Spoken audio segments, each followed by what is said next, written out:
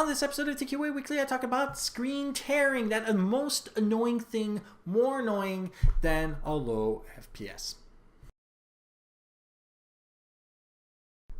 My name is Steve Smith. This is TQA Weekly, the place where I answer your questions, your comments, and even take suggestions for topics on a weekly show about technology and things that even I like to do. So if you're actually interested in emailing me, you can email me at ask@tqaweekly.com. You can go to my website, tqaweekly.com, a place where I post every single one of these episodes combined with show notes and, of course, source information. You can figure out how to subscribe to this show if you're not already on YouTube, Blip.tv, or Vimeo. And, of course, you can figure out my social networking information as well, interacting with the other people on the website about past episodes, and emailing me directly using the contact form directly on the website, which allows you to select the episode that you're interested in. And of course, you always have the comments box down below. Today's topic is about screen tearing. That is actually something more annoying than low FPS. Low FPS causes stuttering in our screen. All the images are pristine, but we visually see the delay. Screen tearing is when multiple images are trying to be rendered by the image processor of your computer monitor. Disclaimer, I'm well aware that you're capable of seeing higher than 60 FPS.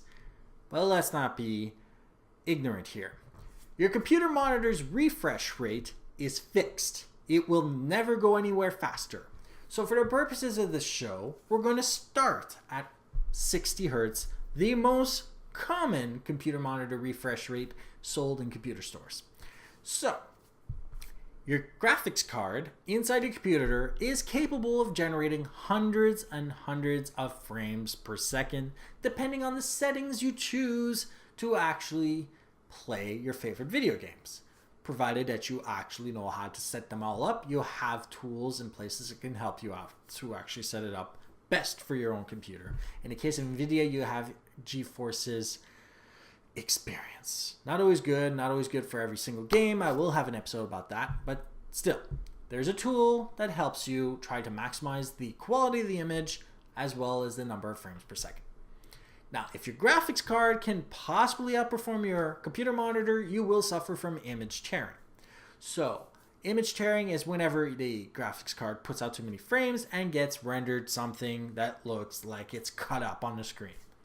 There are two solutions, which actually should be used together.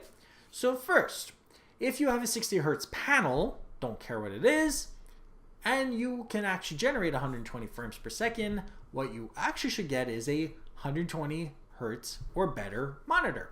That will actually allow you to render every single one of the frames one after another with an image processor that is faster, and it will give you a more fluid look.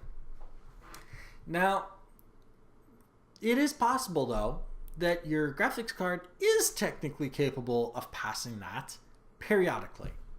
So while for the majority of the game you're at 120, what happens when in some parts of the games, let's say, you go up to 200 frames per second? Well, that will still cause the same problem where the image tears. So the solution to that is not to go and buy a third screen. In fact, you can forego buying any screens by using this other solution. It's called activating VSync. Now, there are a lot of people, including me, who hate low locked FPS. We ask companies to, if you're going to lock a game's FPS, to lock it to a very specific 60 frames per second. And this is because most of the monitors are 60 Hertz. But you can do it in your games by yourself with VSync, and this will lock the number of frames your graphics card will render to the screen. So if you have a 60 Hz panel, or a 144 Hz panel, or a 200 Hz panel, turning VSync on will render frames equal to the Hertz refresh rate of your favorite computer monitor. Well, it be IPS or TN, don't care. Because the technology really doesn't care. And with the exclusion of possible future developments in maybe lowering the price of G-Sync and AMD's FreeSync, we will have only this specific solution available to everybody. And the cool thing is it's already integrated in your games, which means you don't spend a cent more, other than if you decide to actually buy a better screen with a higher refresh rate so that you can experience more than the number of free frames per second.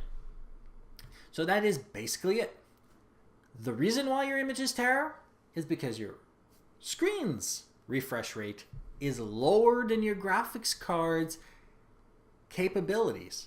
If your graphics card puts out too many frames per second and the refresh rate of your computer monitor is too low, it will cause the images to tear, and the only things you can do is to either buy a faster computer monitor, which may or may not solve the solution, or just turn on VSync, which is actually free. So significantly cheaper than buying a $200, $300, $400, whatever dollar amount computer monitor. So if you like this episode, like it. If you dislike it, dislike it, but please leave me a comment down below explaining why. And if you believe anybody else can benefit from this show, don't forget to share it. And if you haven't already done so, subscribe. Have a great day and goodbye.